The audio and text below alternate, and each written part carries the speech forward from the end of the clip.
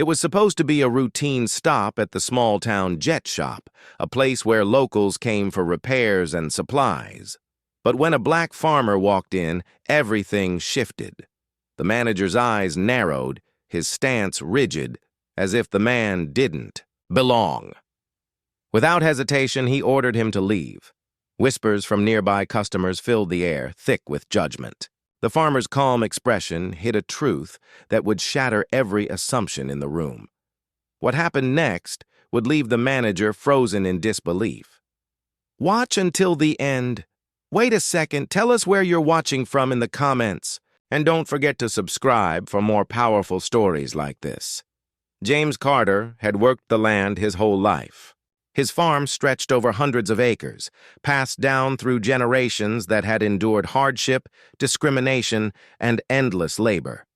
It wasn't just soil to him, it was legacy. Years of dedication had made him one of the most respected agricultural suppliers in the region.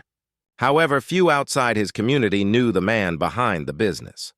On this particular afternoon, James needed specialized parts for his crop-dusting plane. The nearest jet shop was one he had visited only a handful of times, usually handled by his employees. But today, he decided to go himself, wearing his work overalls, dusty boots, and a worn cap from decades in the sun. He expected nothing more than a simple purchase. What he didn't know was that before he could even explain what he needed, he'd be confronted with a moment that would test his composure. The bell over the door jingled as James stepped into the bright, oil-scented shop. Conversation stopped. A few heads turned. The white manager, a tall man in a crisp polo shirt with the store logo, eyed him from behind the counter. His expression was sharp, calculating. James moved toward the counter, but the manager stepped forward, blocking the way. "You can't be in here," he said, not loud but firm enough to draw attention. James paused, unsure if he'd misheard. "We don't serve your kind here," the man added in a low voice, glancing toward two older customers who were now watching closely. Murmurs rippled through the room.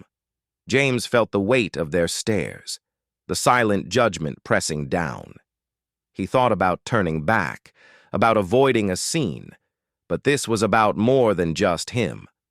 The manager crossed his arms, standing like a guard at the gate. "I'm going to have to ask you to leave," he said. The condescension in his tone was unmistakable, as if he were speaking to someone beneath him. James stayed calm, his face unreadable. He could feel the tension thickening, each second stretching longer.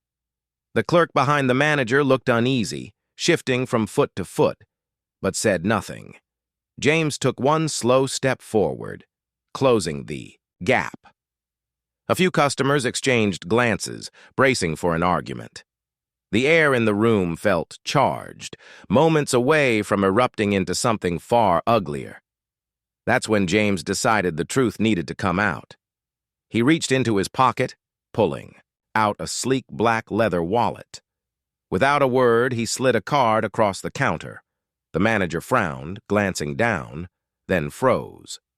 Embossed in gold letters were the words. The silence was deafening. Every eye in the room was on the manager, whose face drained of color. Carter Aviation wasn't just a business. It was the parent company that owned this very jet shop. James didn't raise his voice. He didn't need to.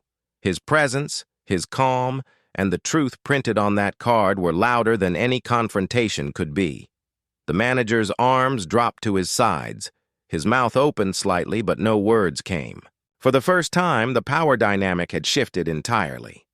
James picked up the card, slipping it back into his wallet, and turned toward the door. He didn't need an apology. The look on the manager's face was enough.